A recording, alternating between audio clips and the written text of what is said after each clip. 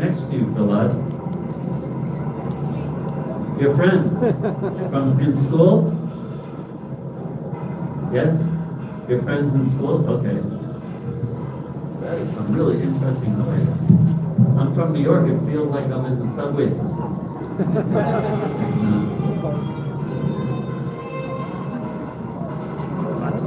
I can speak pretty loudly. Should we turn this off? Something's going on. We hear the Shania. Now you can't hear anything, right? Oh, now it's back. Anyway, it has its own personality. Krishna consciousness is a very personal religion, so even the microphone is personal. And like that. So we're so fortunate to be celebrating Nisringa Chaturdashi with Prahlad right here.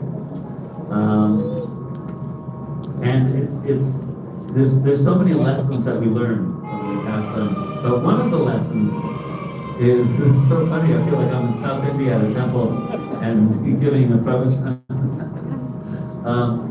is that, so Hiranyakashipu, there's such an interesting story about his life, right?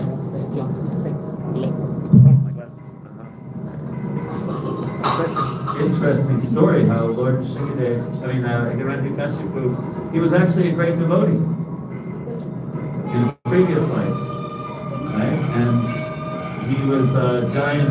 He was Jai, and his brother was Vijay. This is so interesting. Can we just turn off this? Yeah. It's all right. It's just a little distracting.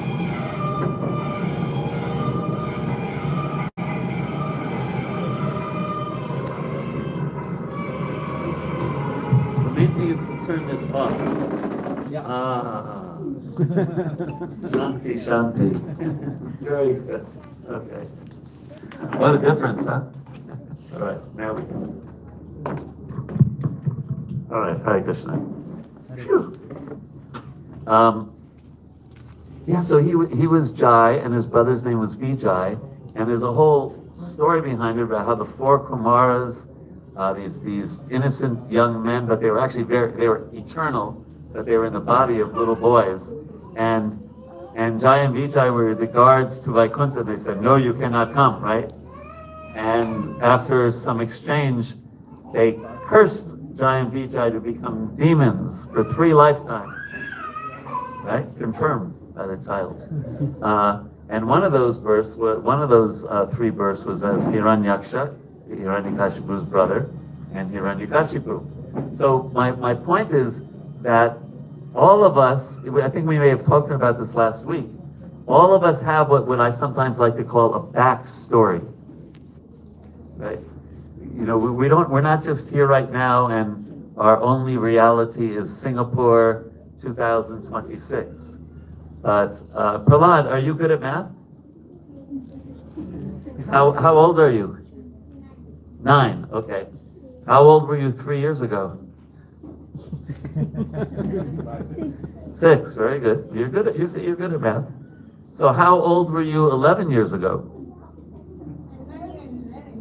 Yeah, well, you were in a different body. You might have been a parent or a grandparent at that time, right? We don't know our backstory, right? Krishna says that in the Bhagavad Gita, that he tells Arjuna, many births both you and I have had. I can remember all of them, but you cannot, right? So we all have a backstory. We all have a backstory. And many different births that we've had. And we learn that lesson here, because Hiranyakashipu, he had a backstory. And Prahlad also. Prahlad was in Vaikuntha, and Krishna asked him to come to the material world to show the example of pure bhakti. If you study the Srimad Bhagavatam, you see that up until the 7th canto is when we hear about Prahlad and Nrsingadev and Hiranyakashipu. But in the previous cantos, almost all of the great souls, they become Krishna conscious. Narada Muni became Krishna conscious. Sutta Goswami, Chitraketu, and then becoming Britrasura. But Prahlad was a pure devotee from birth, actually even in the womb of his mother. So he's very, very special. You're very, very special today. You're king for a day, Prahlad for a day. Yeah. So it's something that we sometimes get when we get caught up in the day-to-day life. We forget the reality that we're actually not this body. We're actually the soul. The soul's eternal, and we've had so many other bodies. All the men here, you may have been women in your last life. All the ladies, you may have been men in your last life. Or some of us, and we don't know, right? What we were. But we do know what we want the future story to be. That we want to go back home, back to Krishna. So that's one interesting lesson that we can just learn by studying this pastime, and especially the life of Hiranyakashipu. It's also, we were talking, one other lesson we learned is to avoid the consciousness of being revengeful. Right? So Hiranyakashipu, his brother was killed by Lord Vishnu in the form of, anyone know? Rahadev. Oh, you know everything. Yeah. And so he wanted revenge against his brother. Right? And he was really absorbed in revenge, and it made him so angry. There's, if I can read it. When Lord Vishnu in the form of Rahadev the boar killed Hiranyaksha's brother Hiranyakashipu was extremely angry and began to lament. Filled with rage and biting his lips, Hiranyakashipu gazed at the sky with eyes that blazed in anger, making the whole sky smoky. I shall therefore sever Lord Vishnu's head from his trunk with my trident, and with the profuse blood from his body, I shall please my brother Hiranyaksha, who was so very fond of sucking blood. Then shall I be peaceful.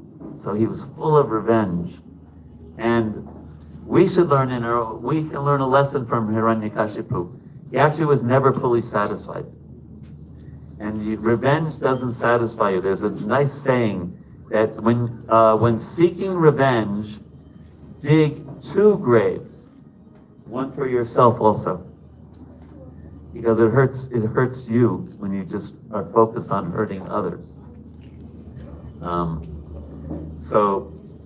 And devotees, when Dhruva Maharaj, at one time, the story, to save time, I'm telling them briefly, but he could not climb onto the lap of his father because his father had 2 wives, and his mother was not the favorite. Dhruva Maharaj's mother was not the favorite of the king. Right? And so when he tried to climb on the lap of his father, his stepmother said, "No, you cannot do that." And she also talked about a front story. She said, "You'd have to die and take birth in my womb. Then you can." What a terrible thing to say to a 5-year-old. So Dhruva, though, he at first, when he wasn't such a great devotee, he actually really was full of revenge. I have to get back at my stepmother.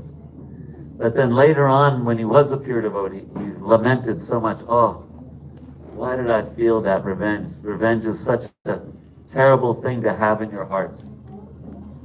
So that's a lesson we can learn from Hiranyakashipu. It's one, if there's somebody that you don't like or just you don't get along with, and I think I mentioned this last week, you can respect that person from a distance.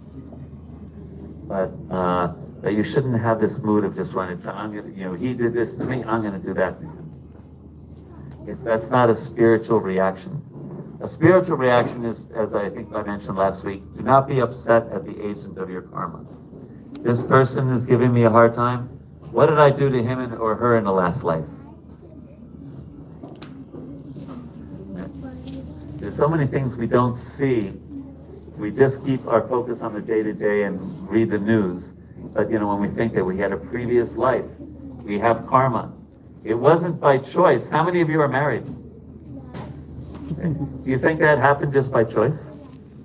You might think, oh yes, so maybe it was a love marriage. Well, we met in a cafe one day or at work or something. But no, you had your karma, and your karma is mixed with this other person's karma, and there you go. I went to an astrologer, and who knows, you can't always trust us, but he said, you've been married to this person for 7 lifetimes. I said, oh my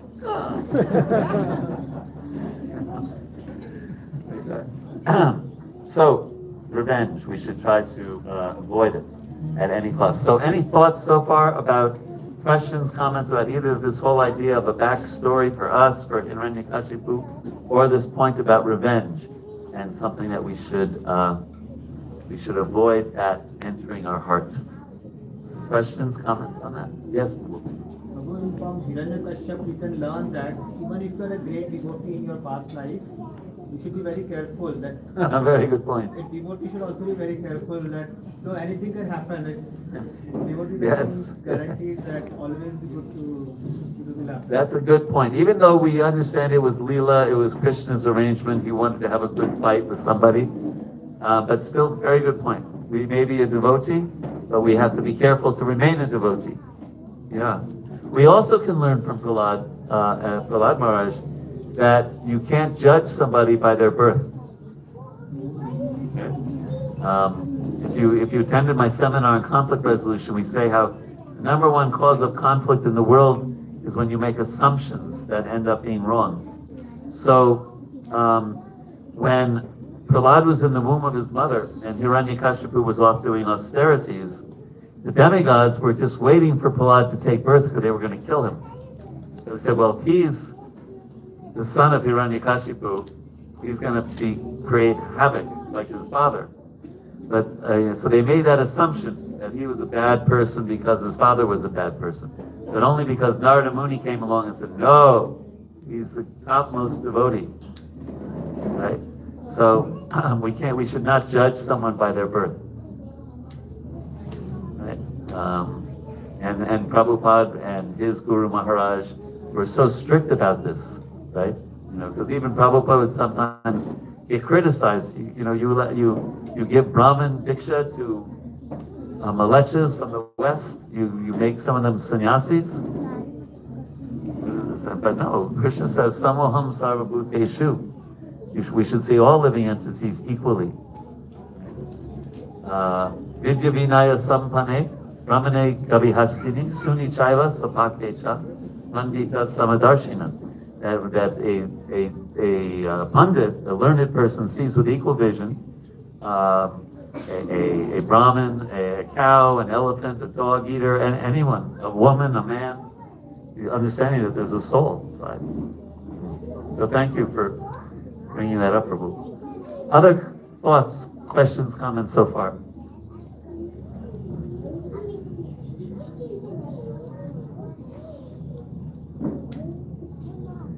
Prahlad is surrounded by her friends, just like in school.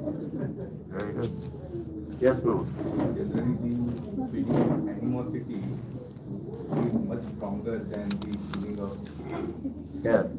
Yes, feelings of animosity can be stronger than feelings of love. Right? I think we all have had experience when you have someone who's really treated you badly, maybe it was a boss at work, something like that. Sometimes it seems that we're more focused on them than on Krishna. Or our wife or husband or a loved one, sometimes, because it can just be. Yeah, we learned that from Kamsa. Kamsa was very Krishna conscious. He was always angry and fearful about Krishna. Ravana, similar, but they were not thinking of Krishna favorably, Anupul. Yeah. So it just goes to show that we really want to welcome Krishna into our heart and have him sit there.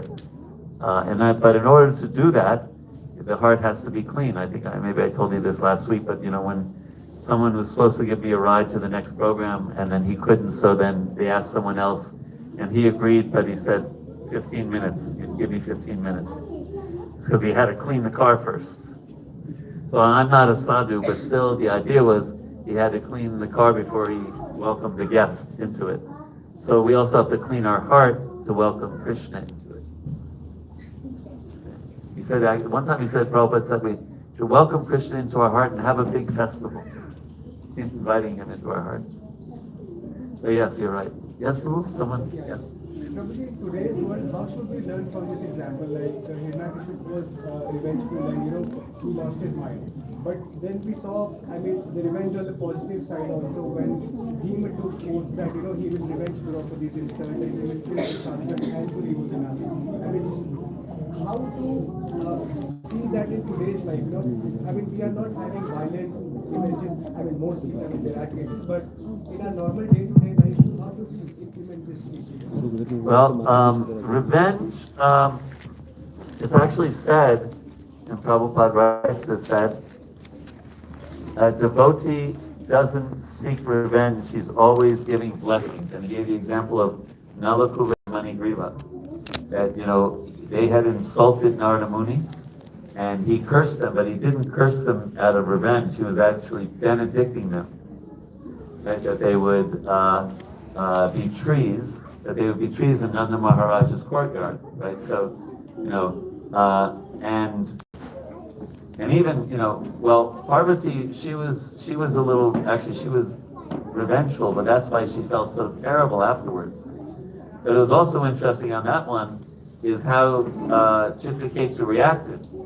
He got down from his airplane, he paid obeisances to her, and he said, "Yes, mother, I accept any chastisement. Thank you very much." And then Lord Shiva told his wife, he said, "Just see, Narayana parasave nakutastam yuviditi, swarga pavarga narakeshu apituyata darshanam." Just see how great Vaishnavas are. They don't get even with people who are getting even with them. He just said, yeah. So, Bhima, of course, it's Mahabharata. It's on a different level in some ways, but he was like when they caught Ashwatthama, right? And Bhima was like, "Kill him!" Right? And Draupadi was, no, he's a Brahmana, he's the son of a Brahmana. How can we do that? So Arjuna, by Krishna giving him intelligence, he killed him and didn't kill him. Right? He just, embarrassed him. And sometimes, have you ever been embarrassed in life? Sometimes being embarrassed is it goes very deep into the heart sometimes. Right? We don't like to be embarrassed. So, and so we may chastise. Right? Like, for example, if you're a mother or a father, you may chastise your child, but it's not, you don't want it, you're not doing it out of revenge. You're doing it to help them, right? Even at work, if we are the CEO or the boss, we may get upset with a employee. But ultimately, if we're a good boss, we want them to improve. So there's a difference between chastisement to help and getting even. There's a saying. It's not a good saying, by the way. It's not a Krishna conscious saying, but revenge is a dish, means like at a restaurant, a dish best served cold. That means you make a whole plot. How you're going to get back at that person when they least expect it. You don't do it right away, but you make a plan. So it's not a very good thing. Anything else? Okay, let's see, what else can we learn from this amazing pastime? Well, here's an interesting one. You can't cheat Krishna. Right? You can't cheat Krishna. He's in your heart. Ishvara sarva bhutanam hridesha arda. You can't cheat Krishna. So Hiranyakashipu was figuring, because he performed these austerities, Lord Brahma said, "I will give you a benediction, I will give you a boon." And he said, "Make me eternal." And Lord Brahma said, I can't do that, because I'm not eternal. Even I live 311 trillion years, it's not eternal. So then Hiranyakashipu, thought about it. He said, "Okay, well, let me not be killed inside or outside." Right? Now you're going to see this in the drama today. Let me not be killed at night or during the daytime. Let me not be killed by an animal or a human being, and by any weapon, etc., etc. So he thought, I'm ready. Shalom. It's pretty tricky. I figured out how to do this. So he basically said immortal, but you can't cheat Krishna. And so Krishna, Lord Nrsimhadev appears at dusk, not in daytime, not at night, on a porch, basically not inside or outside of a house. He didn't use any weapon, he uses nails, etc. So there's a good lesson there. Don't think you can cheat Krishna. Prabhupada writes, you can't cheat Guru and Krishna, you can only cheat yourself. Isn't that interesting? You can only cheat yourself. Yeah, so,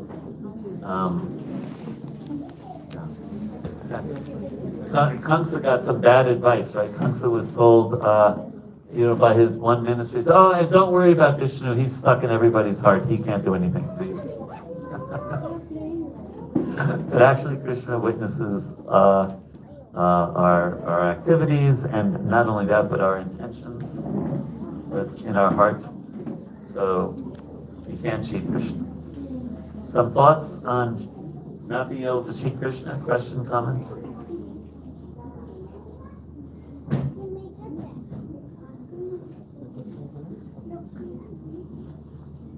Okay. All right. Well, in that case. So Prahlad Maharaj, he also taught us by his life how powerful hearing and chanting is. I don't know if we'll see this in the drama tonight, but at some point, Prahlad's friends say, we are always in the school of the demons. How did you learn about bhakti? Right? And even his teachers asked the same question. How did you learn about bhakti? So what happened was, again, I mentioned this earlier, when Hiranyakashipu was off doing his austerities, his wife found shelter in Narada Muni's ashram. And because Narada Muni understood that the great soul was in her womb. And he would give class every day, basically, to her. And Prahlad was in the womb and he heard the class. And that's how he learned about Krishna and became a great devotee. So if hearing and chanting while you're in the womb is powerful, by the way, for women when they're pregnant, it's a very good practice, as much as possible, to always have a bhajan playing or a kirtan, or read to your child. I think my wife got up to the 9th canto before my son was born. Yeah, like that. But it shows the potency of hearing and chanting. And, we probably, many times you come to a program like this and you hear the same thing, just how powerful it is. Because we have, our vision through the day kind of goes like this, right? And we start thinking about, what we have to do at work, and, we have to pay our electric bill, and we have to take our child to the dentist, and all of those things. And we get kind of, and those things you have to, I'm not saying you can just neglect those, but when we hear about Krishna, it opens our eyes to a whole different reality. And a very happy reality, a very wonderful reality. And so we have to be reminded of actual reality, because those other things, they're important. You have to deal with them, but they're not the eternal reality. So we have to find a balance of dealing with this world on one level and also preparing ourselves for the spiritual world on another level. And that comes about by hearing and chanting. The Bhagavatam, when you're reading the Bhagavatam, you're directly associating with Krishna. In the 6th chapter of the 1st canto, Prabhupada, he says Prabhupada thanks Narada Muni for appearing in this chapter. So he's saying we get direct association with Narada Muni in that chapter. If we read the 7th canto, or we watch the drama tonight, we're getting direct association with Prahlad Maharaj and Lord Nrsimhadev. There's no barrier. So it's so important to take time to hear and chant. I know our lives are super, super, super busy. We were talking at the last place I gave a little talk, and this wonderful devotee, Srinivas, I was staying with these nice devotees. What do they call it, the cave? Yes. I guess. Anyway, with some nice young men this week. And he was just talking about how in his village, he's only 30. Uh-oh. Sounds like Lord Nrsimha is about to appear out of a pillar. How did that happen? Anyway, can you hear me? Oh. He was just saying about how in the village life was so simple when he was growing up. I don't know if anyone here grew up in a village. Anyone? No? Just life was simple, and the children would play simple games. They'd go out, they'd go swimming every day in the river or lake nearby, and he said now he goes back to the village and children are not playing, they're all on their phones. Right? So our lives are busy, we're in front of screens all day. We somehow or other have to find time, whether it's commuting to work and listening to a pravachan, or taking a few minutes out of our day to read the Bhagavad Gita, or an hour if you have time, but somehow or another connecting with reality, eternal reality. It soothes the heart. It makes peace with the mind, and it is direct association with the most beautiful, the most loving, the most caring person. So that we can learn from Prahlad Maharaj. He became a great, great devotee by hearing about Krishna in the womb. Questions, comments, thoughts on hearing and chanting? The impact of association, right? How the Asura Kul, the Asura lineage, how whole generations after generations were blessed by the association of Prahlad Yeah, Maharaj. so that by association is so important. Sadhu Sangha, Sadhu Savka, Sarva Shastra Hoy, Lava Matra, Sadhu Sangha, Sarva Siddhi Hoy. You can get all perfection by associating with sadhus. And look at all the sadhus we have in this room right now. You all are sadhus. You're all here to hear and chant about Krishna. I mean, So- we can literally feel the vibes of your lived experience in terms of assimilating all that Bhagavatam and Bhagavad Gita. I mean, And sitting I here, can get literally your feel it. vibes as well. Yeah. It's a very nice thing, because sometimes we just get caught up in life, and then you read something about Krishna lifting Govardhan Hill, and you say, "Oh, how wonderful!" And the two leelas. And just to give you an example, right? This will take 1 minute to tell you this, but it's something you might remember for days or something. There's two very special leelas. Well, actually, one maybe I mentioned this last week, but I can't remember everything I say. But Lord Brahma stole the cows and the calves, right? Committed an offense against Krishna by stealing his friends. And Indra tried to kill the Brijbasis. So you would think Indra did something much worse than Brahma. But actually Krishna accepted much more easily the apology of Indra and the apology of Brahma. And why is that? Because Brahma took Krishna's devotees away. But Indra brought everyone together under Govardhan Hill, and Krishna got to associate with his devotees. So he actually liked that. So Krishna is very special. Other thoughts, questions, comments on hearing and chanting?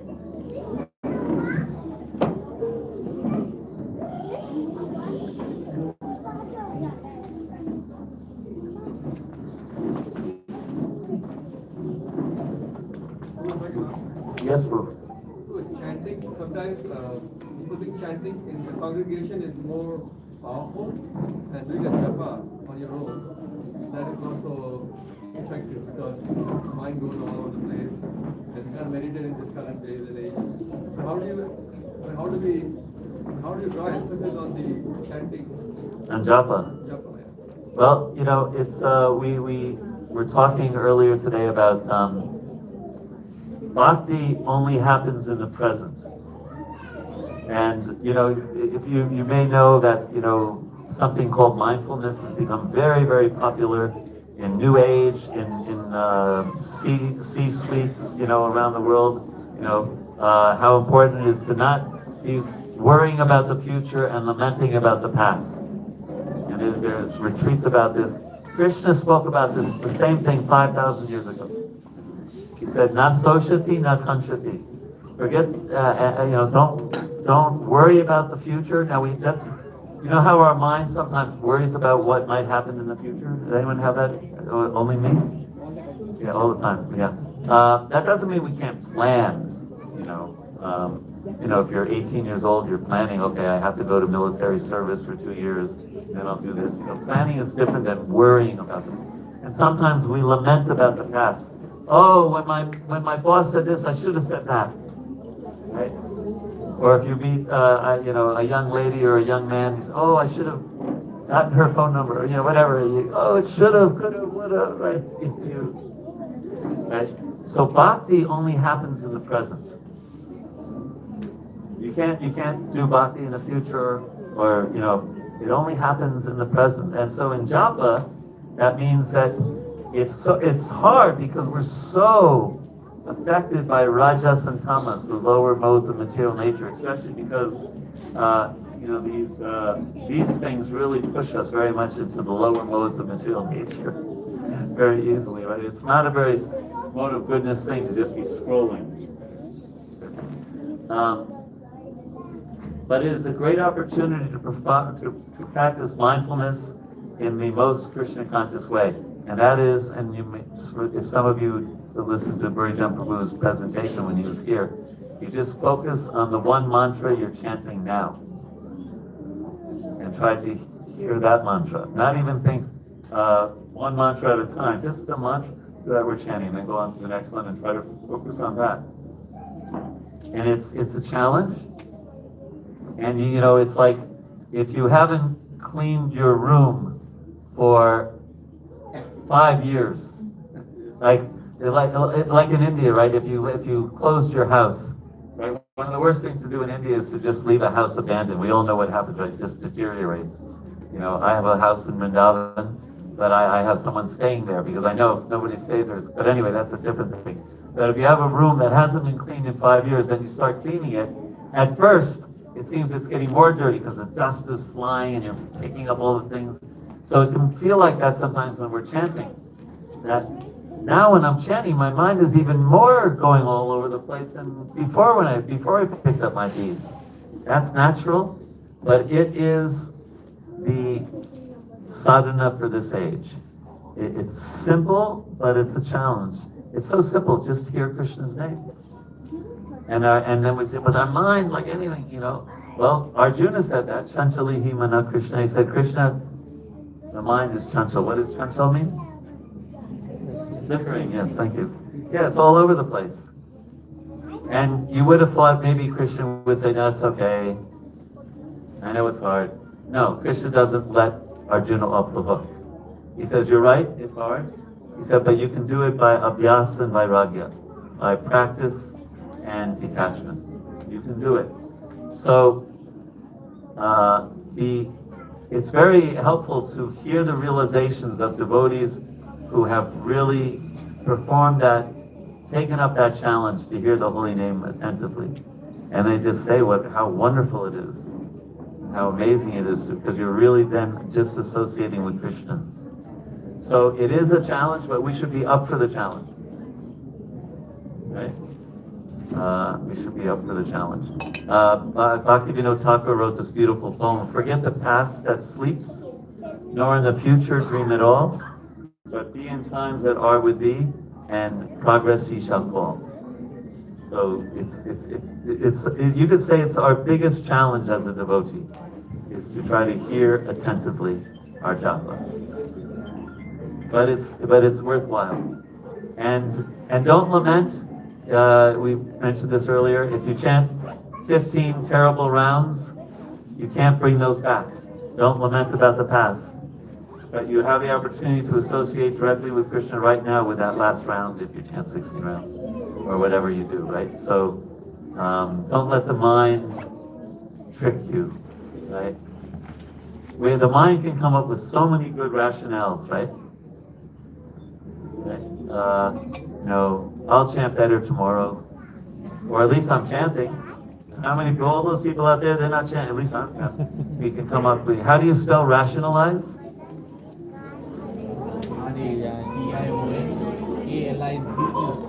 Yeah,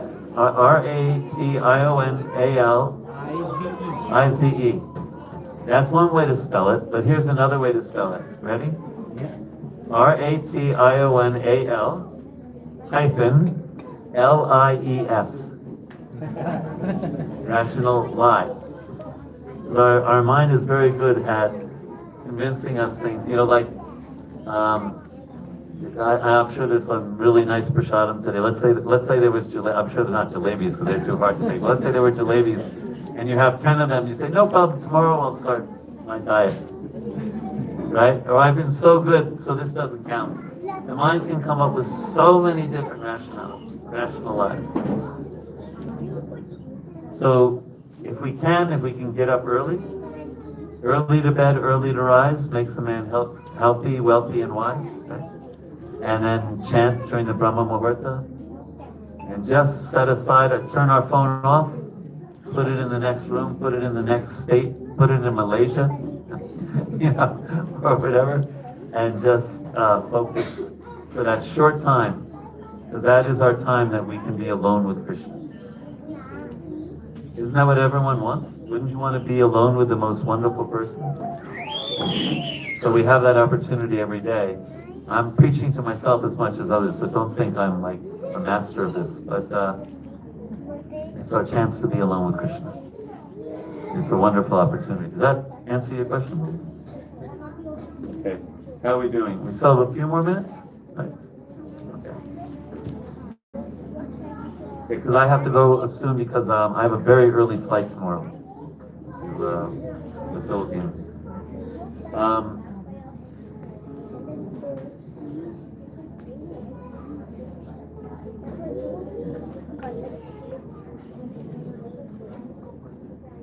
Prabhupada introduced Lord Nrsimhadev to us very early. And, you know, try to understand, if you know a little bit about ISKCON's history. You know, Prabhupada comes in 1966 to New York. No one's ever heard of Krishna, practically speaking. Even in those days, now, you know, vegan and vegetarianism is pretty popular in America. You know, it was like non-existent. There was one book in the whole country about vegetarianism in the 70s, 60s, and 70s. So when I became a vegetarian, my mother just thought I was from another planet or something like that. So, but Prabhupada got quite sick. He came in 1966, and in 1968 he was quite sick. So that's when he first introduced the devotees. He says, you can pray to Lord Nrsimhadev. You can pray that our master has not finished his work. Please protect him. So he introduced the devotees to Nrsimhadev very early. And he had them put a picture of his guru and Nrsimhadev opposite his bed.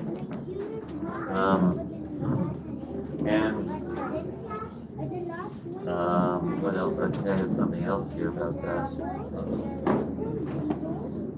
And there's a beautiful prayer. So if you could note this down, Canto 5, Chapter 18, actually 2 verses, 8 and 9. Okay? And I know 8 by heart because the first verse I ever memorized, actually. Om Namo Bhagavate Narasimhaya Namaste Jaste Jase Avir Bhava Rajanakam Prajaram Shrat Marasayan Randaya Namo Grasa Grasa Om Swaha Abhayam Apani Bhuista Om Shram. I offer my respectful obeisances unto Lord Nrsimhadev, the source of all power.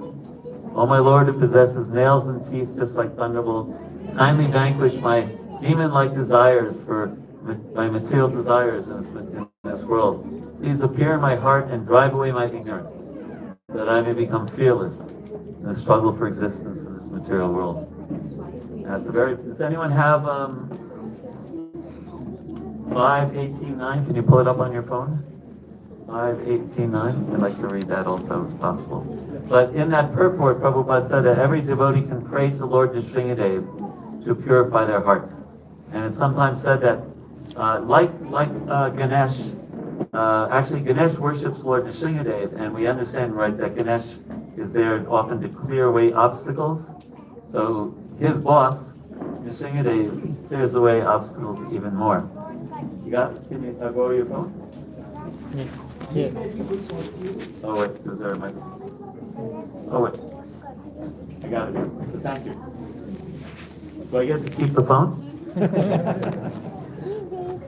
May there be good fortune. So this is also Prahlad Maharaj praying to Lord Nrsingadev.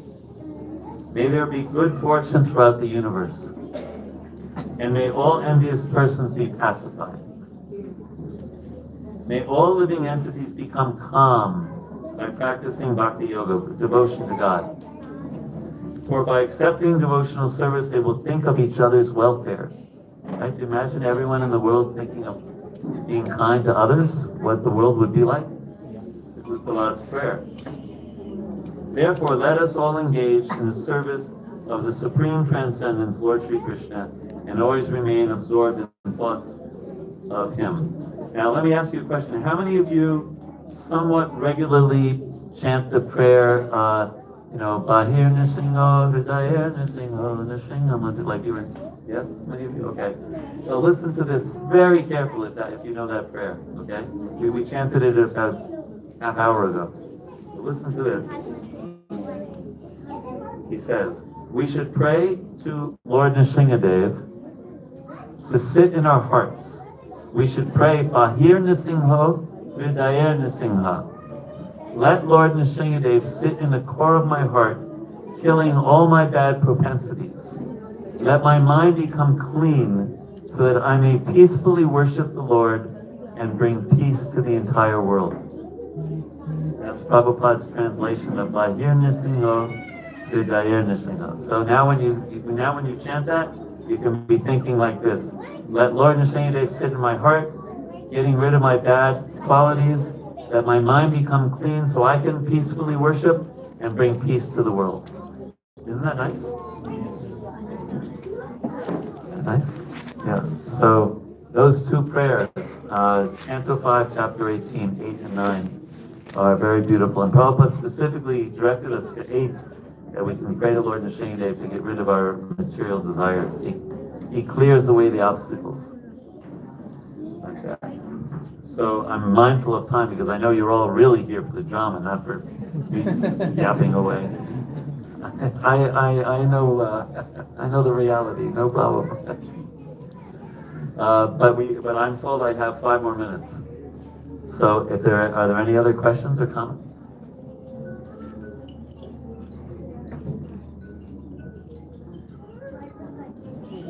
There's only one thing worse than giving a lecture before a drama, and that is before a really nice prasadam. Then everyone's saying, I hope he ends soon because I'm getting hungry. Nrsingadev, after killing Hiranyakashipu, was in a very angry form. Very angry. Even Mata Lakshmi couldn't pacify him. Correct. Only Prahlad. Prahlad Maharaj could only pacify him. Yes, so you're bringing up a very good point. So, yeah, the demigods couldn't pacify Lord Nrsingadev.